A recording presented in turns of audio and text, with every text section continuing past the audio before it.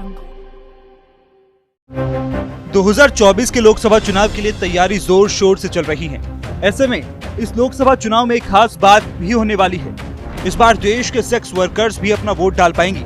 Supreme court के आदेश के बाद सभी जिलों में सेक्स वर्कर्स की लिस्ट बनाकर उनको वोटर लिस्ट में शामिल किया गया है। कानपुर में 997 सेक्स वर्कर्स का नाम लिस्ट में आया है। बुद्धदेव कर्मकार बनाम स्टेट ऑफ वेस्ट बंगाल मामले में सुप्रीम कोर्ट में याचिका दायर कर गुहार लगाई गई थी कि सेक्स वर्कर्स का नाम भी वोटर लिस्ट में शामिल किया जाए। इसके पीछे तर्क ये था कि एक जगह पर स्थायी निवास न होने की वजह से बीएलओ द्वारा फॉर्म निरस्त कर दिए जाते हैं। सामाजिक तौर पर सेक्स वर्कर्स बाहर नहीं आ पाती और उनका निवास प्रमाण पत्र भी नहीं हो पाता। इस मामले में सुप्रीम कोर्ट ने 2022 में ही देश के सभी राज्यों को आदेश दिया था कि सेक्स वर्कर्स का नाम भी वोटर लिस्ट में शामिल किया जाए।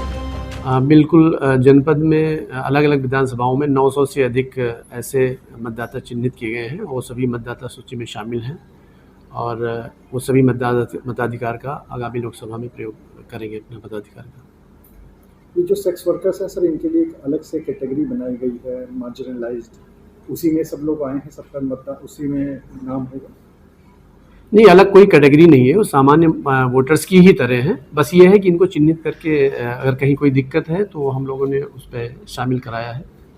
तो ये ऐसा नहीं है कि बिल्कुल उनकी अलग कैटेगरी है या सोशली वो डिस्कार्डेड लोग हैं, ऐसा कुछ नहीं है।